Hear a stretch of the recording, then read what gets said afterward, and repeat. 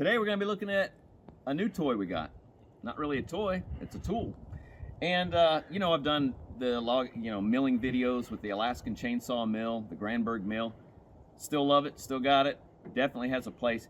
But for some of the applications I've been using it for, I was intrigued with this Logosol system. And I ended up finding one on Marketplace, Facebook Marketplace.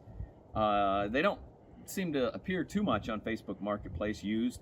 And when I saw this one, I was interested. It was in a relatively short drive from my place, and the price was pretty decent. So I thought, hey, let me try it out. So going forward, I want to do more in-depth,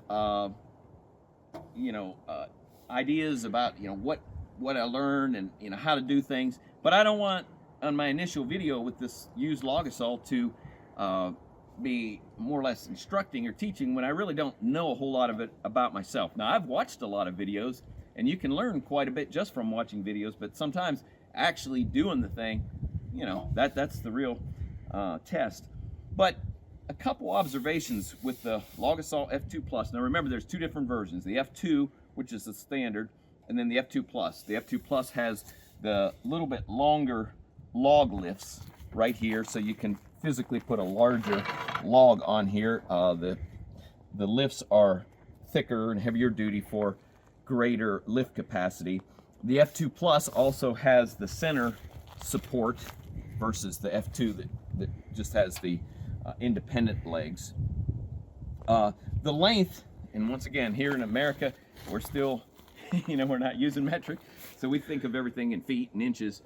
The total length is like 13 feet for the top beam. Each one of these is, well, it's a meter, 1 meter. To us, that's about like 39.5 inches or something. So the distance, the fixed distance between the two log lifts is 2 meters, which, is about 78 inches, give or take. And so obviously you have to have a log that length to be able to put it down with this configuration. Now, they make it in additional length. You can continue to add on to it.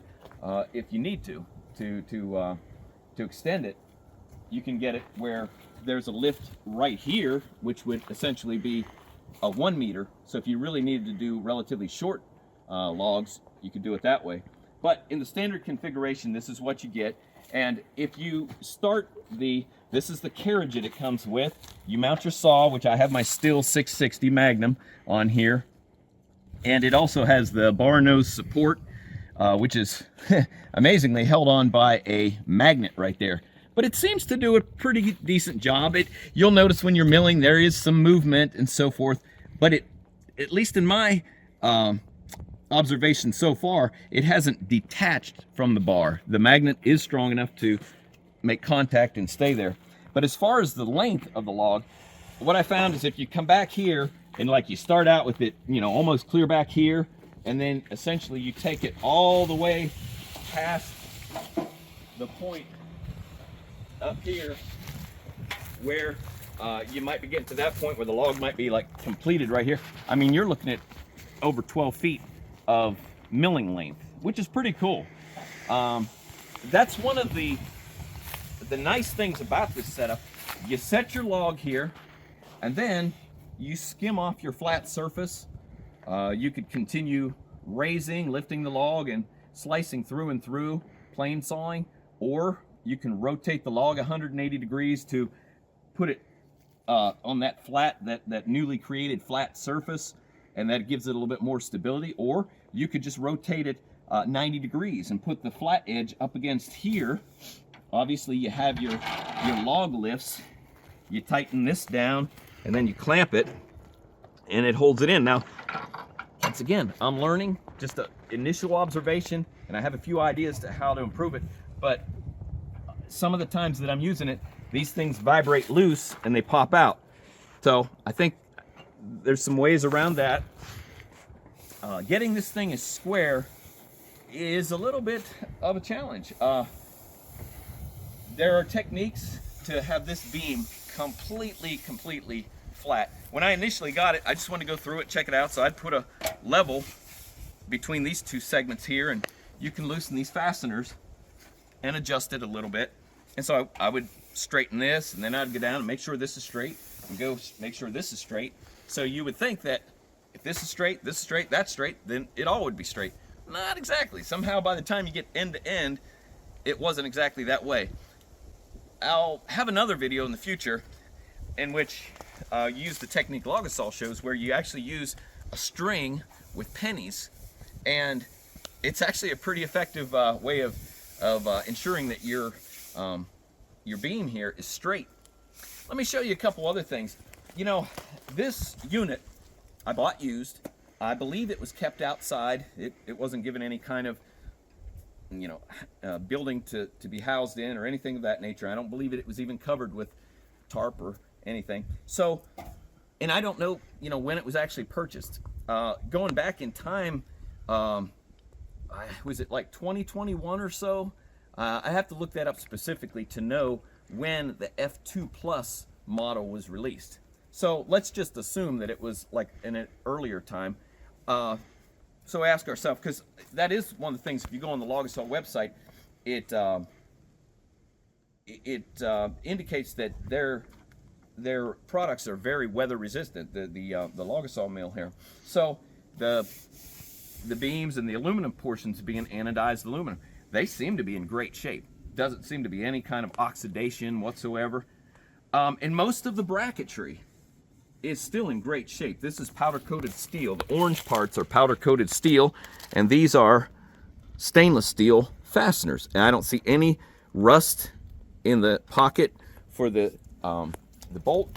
But one thing, you know, some of the places I've noticed, like here on the carrier, look how the powder coating is peeling away from there. It's not a big deal. It's not a deal breaker or anything. But you'll notice, like even right here, right around where the magnet is housed, that's just, the powder coating's literally just peeling off.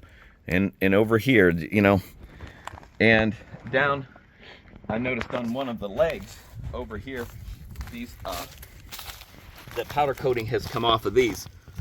So, obviously not a deal breaker, but it's just something to observe, something to note. All the string, the rope for lifts, still appears to be in great shape. The little pulleys, the thing is in really great shape. There are stickers here that show the height at which you adjust it to. I think it's experienced a little bit of fading, probably from sitting in the sun, but still perfectly usable and visible. And so we want to now, oh, by the way, I intend on building what, if you go to the Logosol website, or you could even go to, on Google, if you were to look up the service manual or the user manual for the Logosol F2 Plus, you can download a copy of the user manual, and it shows a log ladder that you can build where you can take your log from ground level and work it up, and then ultimately slide it right onto here. Or say you have a grapple on your tractor or some other method. Instead of taking that heavy log and risk slamming it down onto your lifts, having something before it so that that bears all the weight or the impact, and then you just gently roll it onto the log. So that's the best way.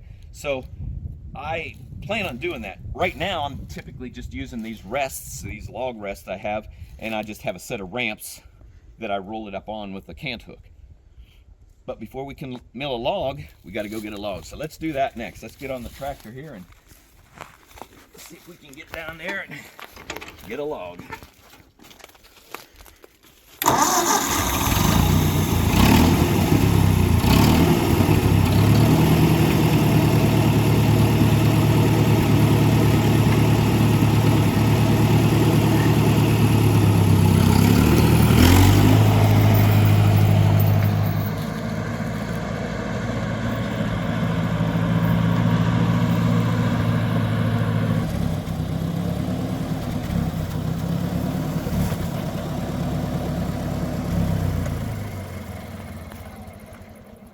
This tree here, not very big, but it's something.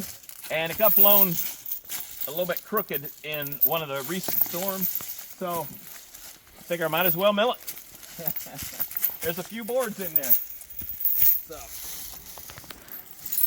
I don't know if you've seen that previous video I had where I used the arm portion of a auger, a 3-point auger, and you take the auger off and you just use the arm as like a boom lift. So that's kind of what I'm doing here. Since I don't need this hanging down, what I'll try to do is sever it and then put this on. It's not that big a tree, but you still have to be careful. So let me do that. Yeah, it's hanging pretty good, so I don't think I have any chance of just wobbling it and getting it to fall over. And I think it's attached too firmly at the base to just try to snatch it. So I'm going to try to sever it without it resting on my bar.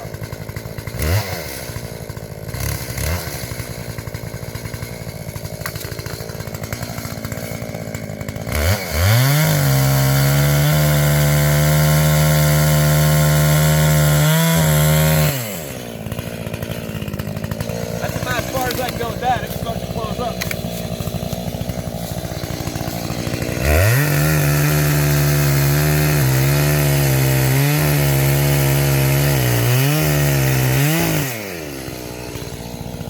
I took a wee little notch out of it there.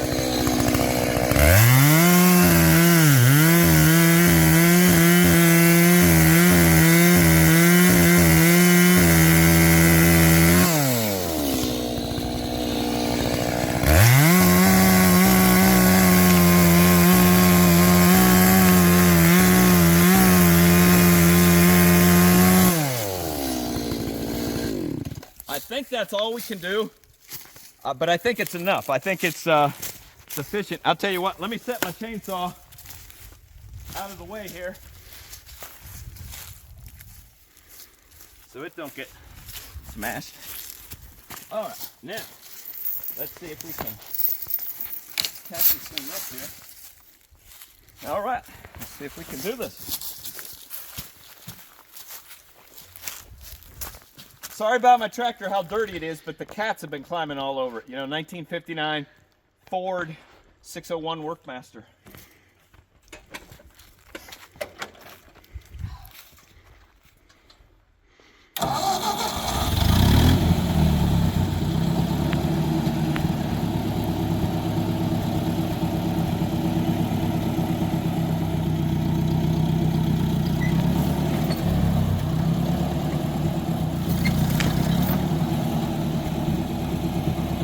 Just wanting to bust it apart.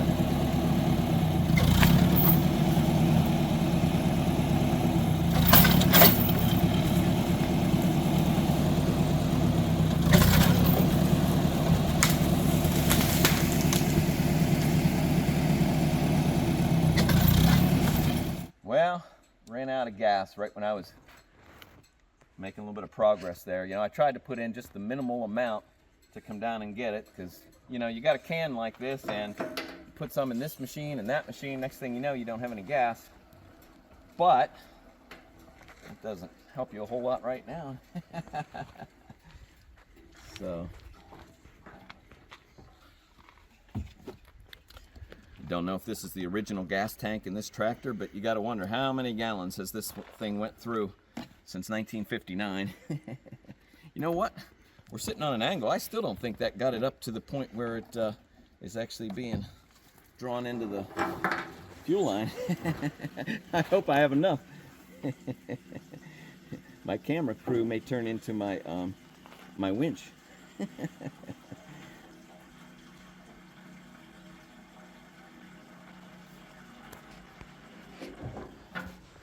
All right, let's hope that is enough. You know, I added a flexible tube to this thing because if you're like me, some of the newer ones that are rigid, that, you know, oh, it's just so difficult. Like, you go to do this and you're like just pouring it all over the machine before you ever get it to go into the hole. Man, I sure am hoping that this is enough, because this thing, I don't know if the camera picks it up, but we're kind of sitting at an angle in the ditch here with the tractor, so let's just see what happens.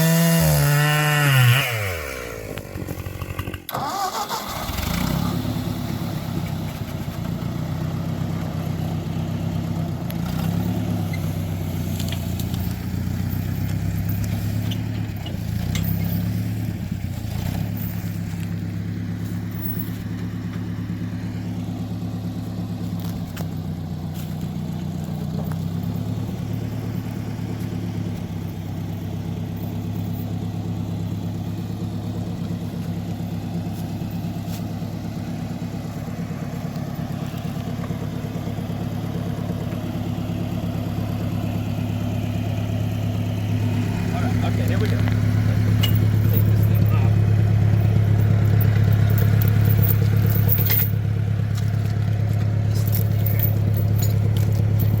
Meant to bring my camp hook, but I forgot.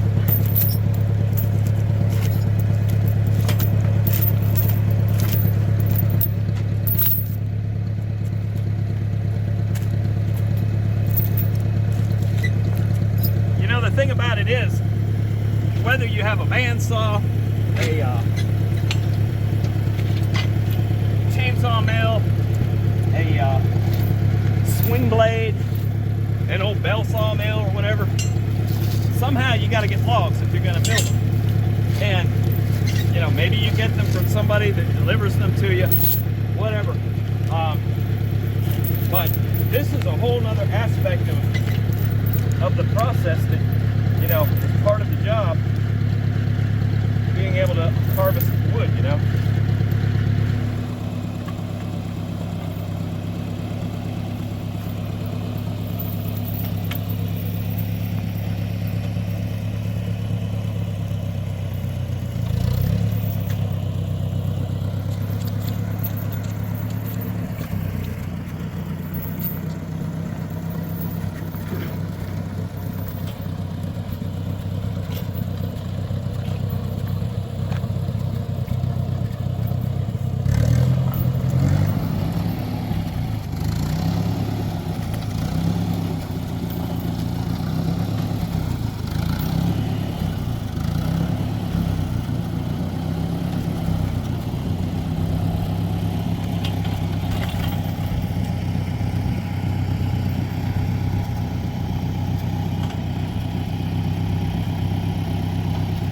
Got the log here on the stands, and I'm going to go ahead and secure it a little bit so I can debark it. I always believe in debarking the stuff just for the sake of the chain, all the grit. This, by the way, this is southern yellow pine, loblolly pine. It's got really thick bark, lots of crevices, pockets for dust and dirt to accumulate in there, which wreaks havoc on the sharpness of your chain.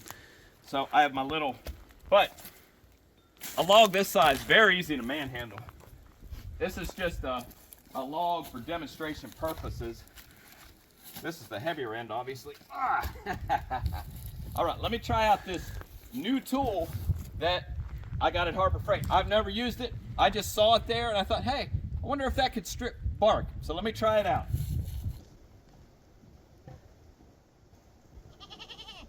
All right, like I say, I bought this tool.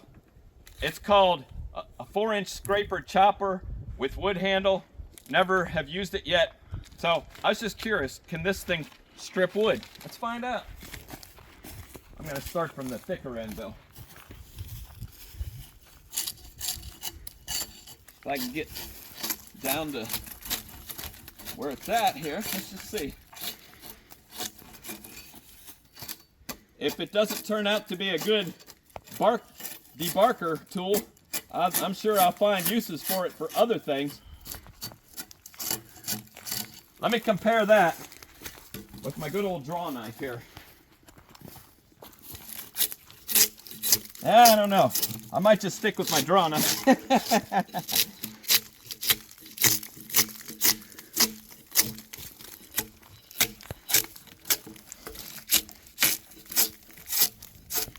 You know, when I pulled that tree down and started dragging it to the road, you know, it was just kind of plowing through the dirt, and I don't want to be sawing through that dirt on the bark. Dulling the chain, causing extra wear on my bar.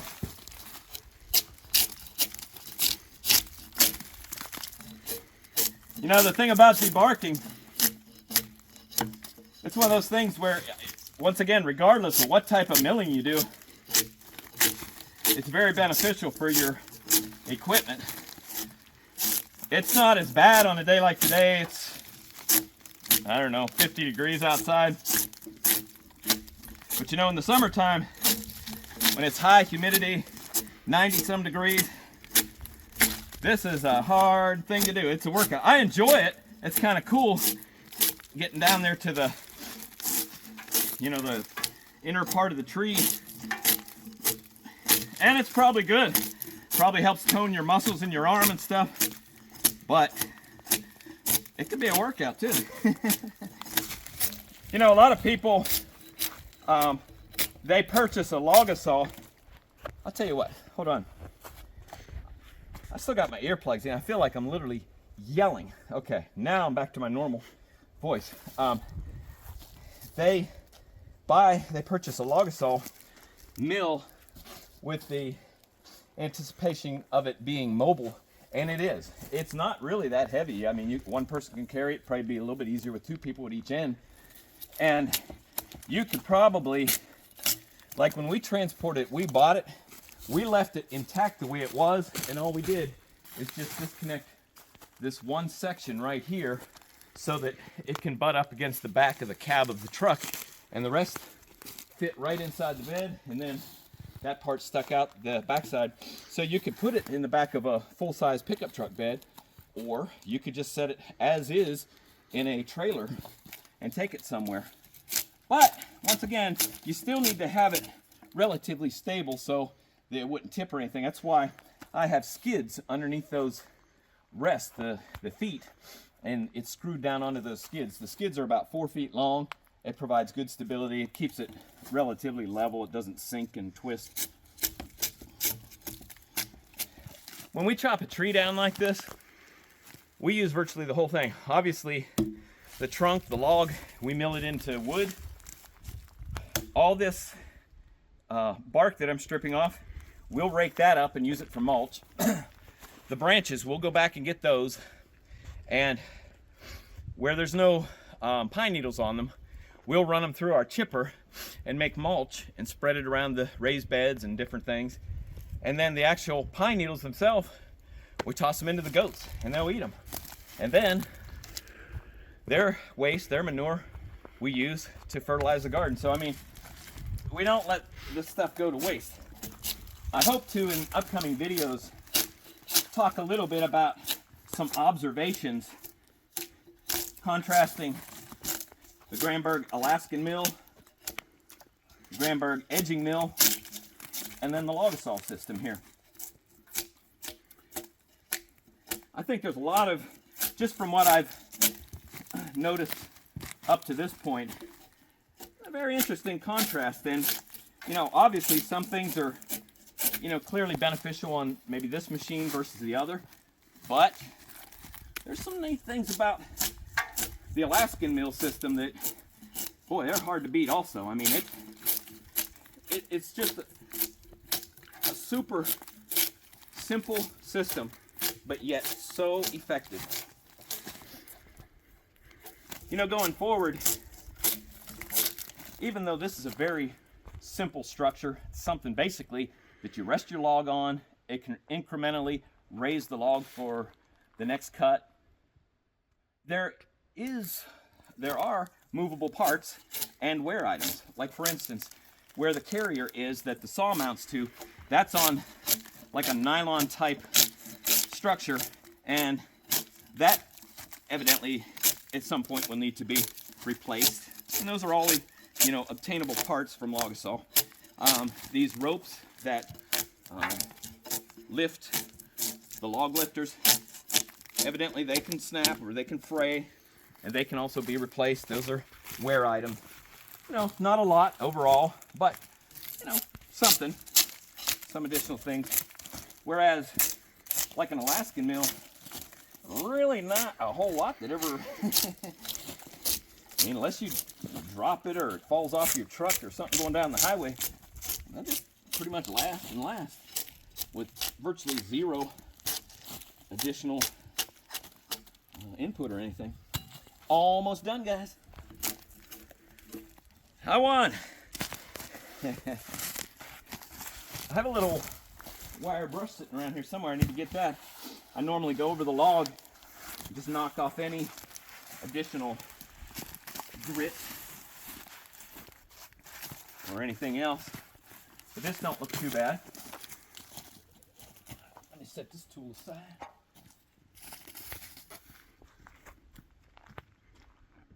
Put it back against the rest there. Bring this up. Get the bottom pushed in as far as possible. Turn the set knob and then clamp it.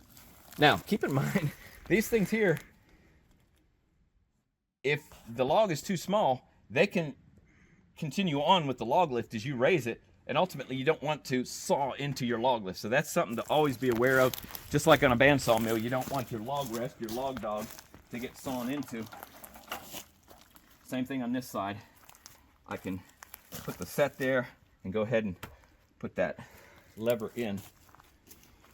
And then with the lift here, each leg is independent, has a little crank handle that you can raise this. Now, one thing I had to kind of think through when I got this was the fact that there we go. With the independent log lifters, you can, for your first cut, set them at different heights to create a straight line through the log to basically do away with the taper. And so that's for the first cut.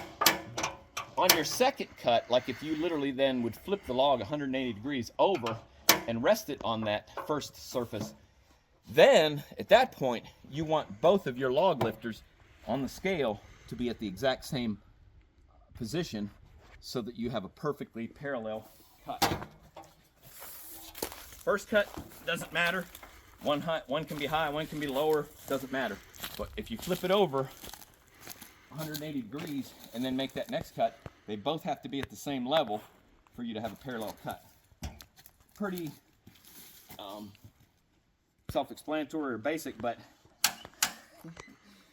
there's a piece of wood sitting around here where I have a bunch of tapered cuts because I wasn't doing that. So one thing I've noticed also is, and I'm sure if you had a lot heavier log on here, it would push down, but I always give it a little shove on the log lifter, and sometimes you'll feel it, come to a resting spot there, just to make sure you're at that exact height. I'm not going to get into it here, but there's actually adjusters at the bottom of the log lift. These can be adjusted down here to set each log lifter in adjustment with the other in relation to your crank handle. And it takes a little bit of fooling around and tinkering. I'm still not completely sure. I think that for that part of it, I got it pretty well complete. All right, I'm gonna head off. I'm gonna fuel up my chainsaw and I'll be right back. We got the saw fueled up here, and nothing fancy. I just want to make a couple cuts just to kind of demonstrate. Now, the thing about this 660 Magnum, I bought this saw back in 2010, and if you hadn't started it for a few weeks or several weeks, and it's kind of chilly out, oh man, that thing can snap back. I know they come with the Elasto Start handle, but it still just rips your fingers open. I had modified it. I got the steel part with an actual wraparound D handle. It's an actual factory part. Oh, so much better when that thing snaps back. But I'm just mentally preparing myself right now for that thing to do that very thing.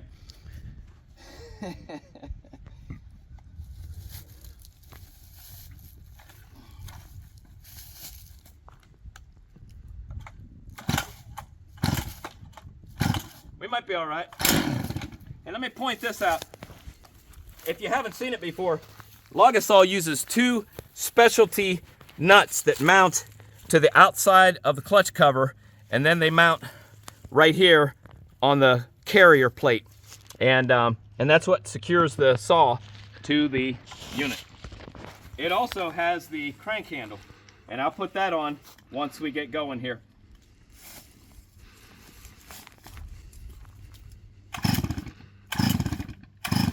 Let's see if yeah.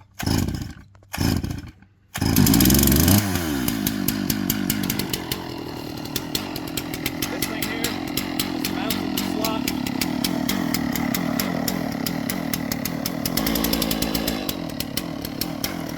Go ahead and pull my cord, and it'll attach on this little hook down here at the end.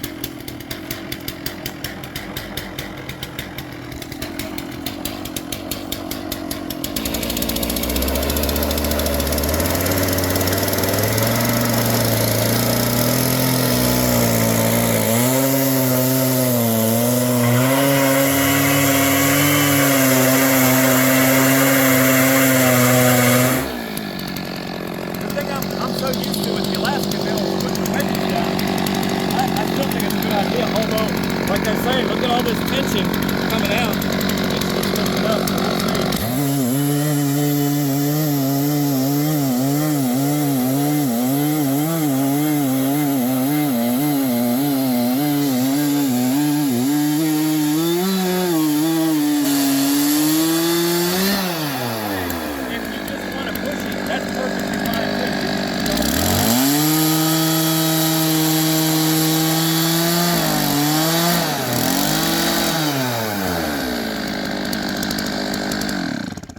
So as you can see, we're compensating for the taper right here. Quite a bit of tension in there. Talking about waste, this piece here will not go to waste. This will be dried and cut up into kindling wood. So I had mentioned before about sometimes these things vibrate loose. They didn't on this particular log, so everything was fine. So you just pop that out, retract that back, pop this out, retract that back. Ideally, you know, working the log from the front. That's what's nice about this thing too. You're not down in the ground. You're up on, you know, at you know, chest level. So it's a much easier thing. And I'm just going to flip this over now and put it on that flat surface. All right. Like I said before, this is where you want to make sure your scale is even on both your log lifters. So I'm going to come back here and hey, let's just pull out the tape measure and just to see kind of what we can do with this particular one. It has quite a bit of taper to it. Okay, from the bottom to there is about 6 5/16. So I think what I'm going to do, I'm just going to try to see if I can just mill this into a 6x6 beam, just for something to do. All right, so we made our first cut. Flipped it over, it's sitting on a flat surface. We raised both of the log lifters to the 6-inch mark on the scale. Now let's go ahead and fire it up and make another slice.